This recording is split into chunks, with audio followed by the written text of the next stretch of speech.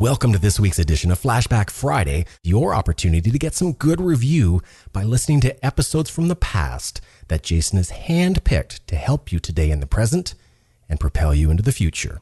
Enjoy. Speakers, publishers, consultants, coaches, and info marketers unite.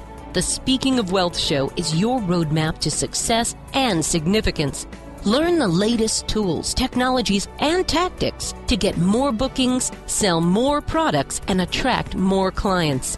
If you're looking to increase your direct response sales, create a big-time personal brand, and become the go-to guru, the Speaking of Wealth Show is for you. Here's your host, Jason Hartman.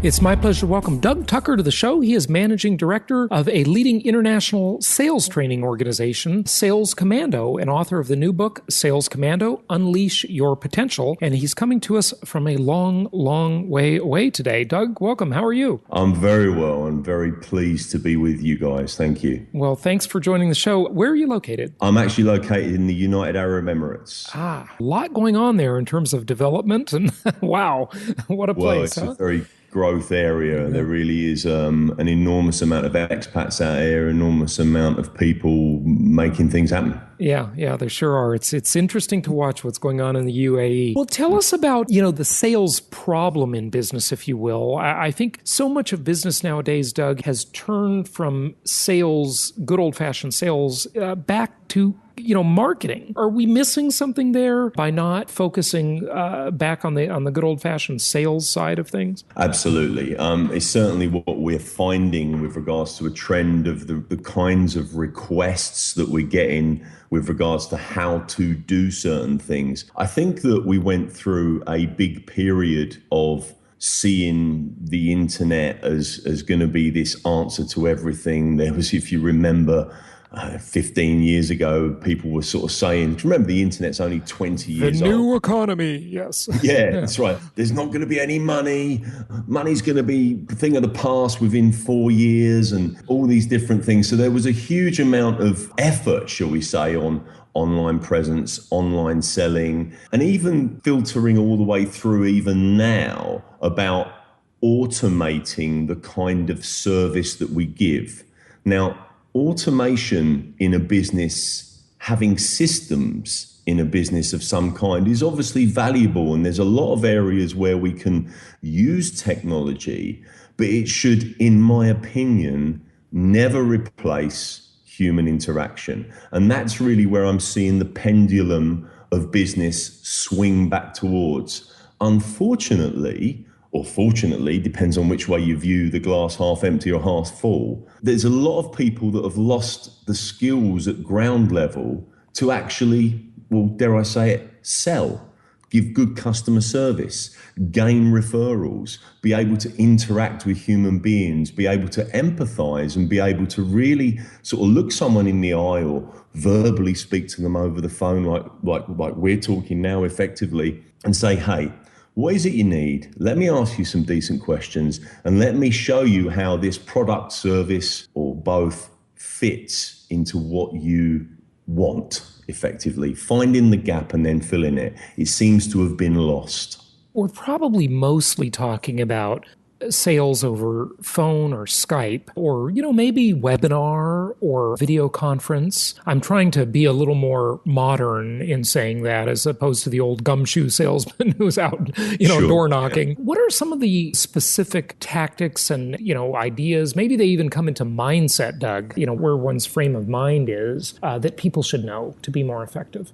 The first thing is understand what your sales system is. Now, I mentioned before about having electronic systems and moving away from that to human interaction. However, it's very important to have a clear intention and an objective when I'm speaking to you. Let's say I'm responding to you, Jason, as a request that you've made on the internet of some kind, let's suggest. And we're having this Skype consultation for me to take you the last 10 or 20% of the way to get you to become a true customer. The very first thing that I want to do is understand what my sales system wants to be. So I want to be very, very clear from the get-go of where I want to take you. I also, ultimately, without saying something as blunt as this, I want to be clear to you where I want you to go. And perhaps something assumptive like, hey, Jason, really great to connect with you today. I'm really looking forward to answering your questions and for you to become a customer of ours. Now tell me, what particularly interested you and why did you reach out to us? Something like that, something nice and gentle to really get out your intention straight away. Go for a question early doors of specifically what interested you, and then try to tell some stories that shape around the information that you give me, and then try and plug the information that you give me into the features and benefits of my particular product. Now, I know that sounds sort of obvious, but you wouldn't believe the amount of people that kind of go online and just respond to an inquiry without even really reading what the inquiry was, without having a set agenda or methodology, and certainly do not do enough decent question asking or fact finding, as we say, before we start to try to fit the product in. Well, you mentioned finding, and I know we're not going in chronological order here, but, what are some tips on finding prospects and engaging them? And, I want to ask you a lot about referrals because you have some good referral ideas too. But finding prospects.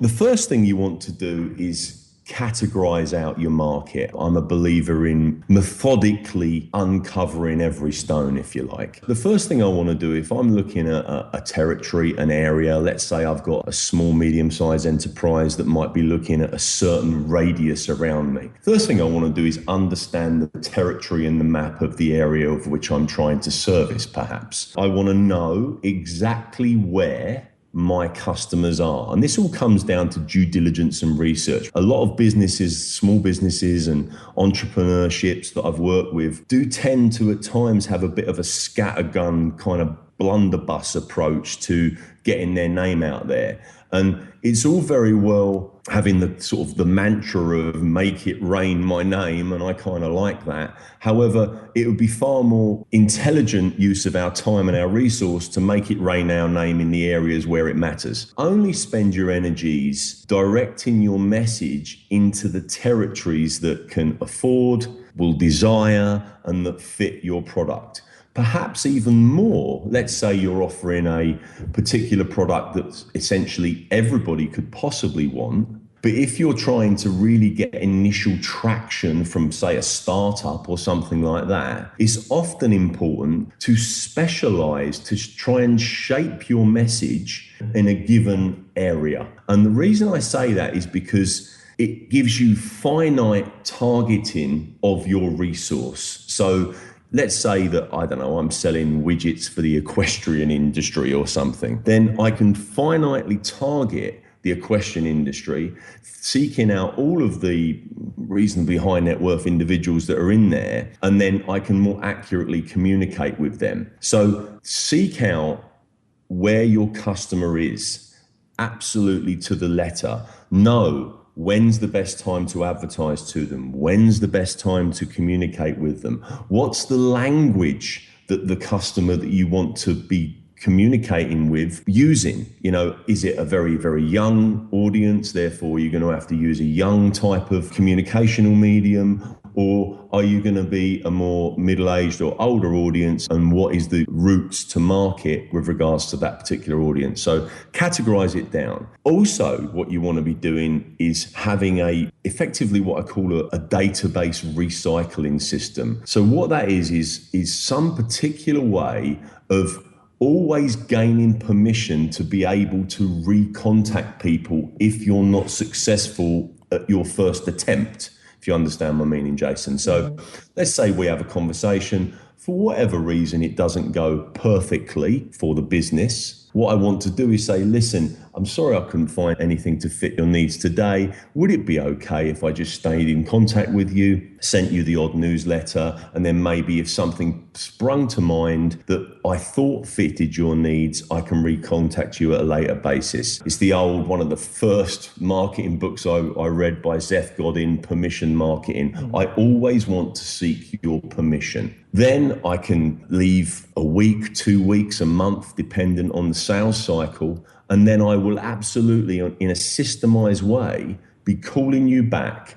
But I have an old saying that I've always used in sales. When you reapproach, take a different approach. So I'm not simply going to repeat, and this is the other thing that I see people make when they're chasing up a deal, if you like, of some kind. All they simply do is repeat all the same information, repeat the same product, and repeat the same benefits and features as they did before. And the chances are that the answer is going to be the same as it was before.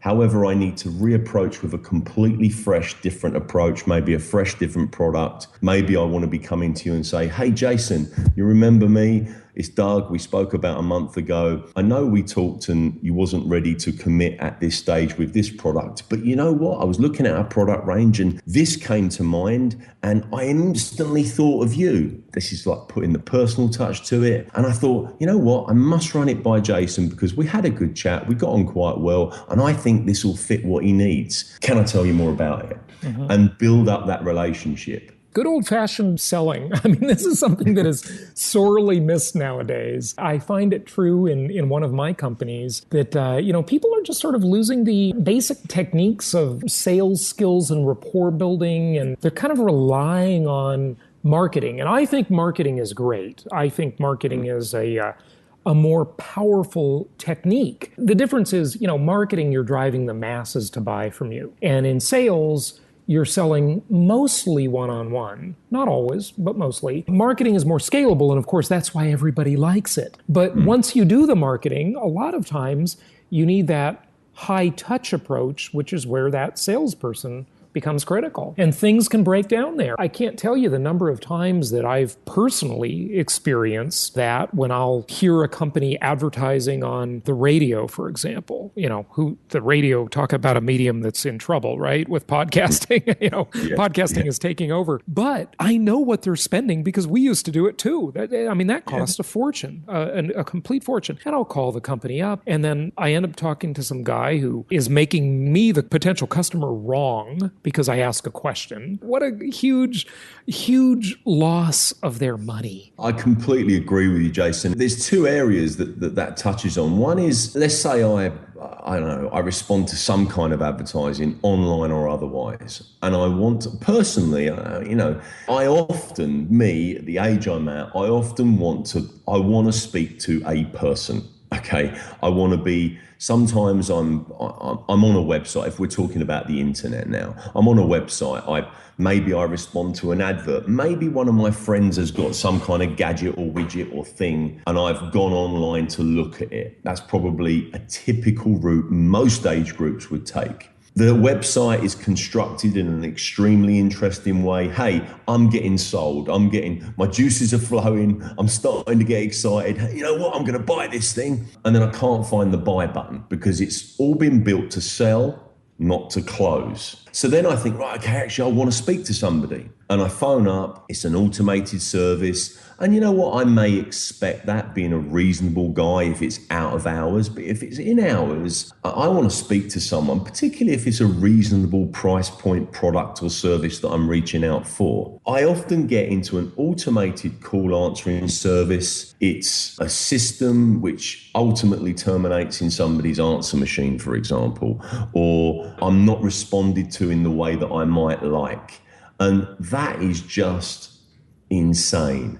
It kind of goes back to another thing that I'm getting asked for recently, which is kind of receptionist type training. You see a lot of receptionists that might be overworked, that, you might not just, you're phoning a company and you want to speak to someone. If you get to speak to someone, they might be a little bit curt or abrupt to you. All these things matters. I want someone to pick up the phone and go, hey, thanks for calling. My name's Jason. Mm-hmm. What's yours? How can I help you? Yeah. And that's an interesting point that you're getting requests nowadays for receptionist training because receptionists too have gone out of style. They've been replaced by voicemail systems largely. I remember in the old days when that receptionist used to be so important. It was the first impression. What you're really illustrating to me that's interesting, and I think the listeners can see it too, that old saying, and that is a chain is only as strong as its weakest link. And as entrepreneurs, we spend all of this money, all of this time, all of this effort on developing sales funnels, on developing fantastic websites, webinars, speaking engagements, ebooks, all of these tools that we have nowadays, which are phenomenal. But then the whole thing breaks down at the first human contact. That's a sad state of affairs, isn't it? It is a sad state of affairs. And if you think about the economy, sparking it, driving it, I mean, particularly all these, your great listeners and all these people driving entrepreneurships and SMEs. That's where the action happens, man. And what I see a lot of, and what I've actually done a lot of work with, believe it or not, is fantastic business concepts. Fantastic ideas. People that are geniuses with regards to social media and the internet, and they're creating, colossal databases, colossal followings. And because for whatever reason, their business isn't capturing them as a client, let's say they're selling something for $9.95 or $49.95 or whatever it might be, because people aren't actually pumping in a credit card. There is no, what I'm calling, when I was talking about the recycling process, the reapproach, different approach, there's no catch-all net. There's no safety net. I bet there's a lot of listeners out there that have got really great value propositions, that have got fantastic products, fantastic websites, fantastic lead sources, data, inquiries. And because they're not getting some kind of automated sale, that sale is going colder and colder and colder. Right. So one or two of the companies that I've worked with have gone, hey, is there anything we can do with this? And my hand's been straight in the air. Oh man, yes, there is. Mm-hmm. Give those leads to me. Tell me about your USPs. We'll phone them and we will get on the phone and close those deals. Yeah. Just before you go, as we wrap up here, Doug, give us a couple just rapid fire, quick ideas on generating more referrals. The first thing is set the mindset early. So, hi, Jason. Thanks very much for calling us. Inside the first quarter of the conversation, depending on how long it is, I want to be saying, listen, Jason, how did you hear about us? Oh, that's unusual because most people refer us. Now, I'm going to be talking to you about that a little bit later when we get you through to securing you as a customer. However, I just wanted to flag up, it's unusual that people just browse and find us. Most people recommend us. And there's some great incentive packages with regards to how that you might be able to benefit from that. Anyway, tell me more about what you're looking. It's almost like a throwaway comment in the early portion of the conversation. Separately from that, I want to concentrate on the good old-fashioned WIIFM of why it's important for you to make a referral. So it depends on the product. And so, the specific advice would depend on the product or the service and the solution. But I want to focus on what is the benefit to you for you making a referral to me. And it could be a small incentive, or moreover, I would want to focus on the benefit for you to recommend some other friends and colleagues and get a syndicate of people that own the same thing, use the same thing around you, so that you can have more influence over me, the business. Mm-hmm. Instead of give me some referrals because it benefits me, right. I want to turn it on its head and tell you how it benefits you. Well, the world operates on WIFM. What's in it for me? That's everybody's favorite radio station, as they say. Yeah, absolutely. Good absolutely. Stuff. Give out your website. Tell people where they can find out more. So if I can help anyone, I would love to. It's all the W's, sales-commando, COMMANDO.com. And the book, of course, is on Amazon and all the usual places, I assume? Absolutely. It's on Amazon, actually, and it's Sales Commando by Doug Tucker. Go on there. It's written with a financial services backdrop. What I can tell you about the book is that it is absolutely packed with hands-on techniques that any entrepreneur, any SME will get an enormous amount of value out of.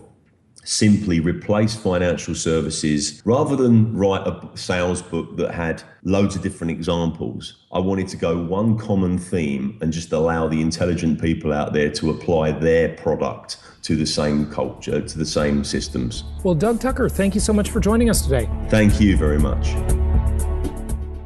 Copyright the Hartman Media Company. For publication rights and interviews, please email media@jasonhartman.com. This show offers very general information. Opinions of guests are their own. Nothing contained herein should be considered personalized, personal, financial, investment, legal, or tax advice. Every investor's strategy and goals are unique. You should consult with a licensed real estate broker or agent or other licensed investment, tax, and/or legal advisor before relying on any information contained herein. Information is not guaranteed. Please call 714-820-4200 and visit www.jasonhartman.com for additional disclaimers, disclosures, and questions.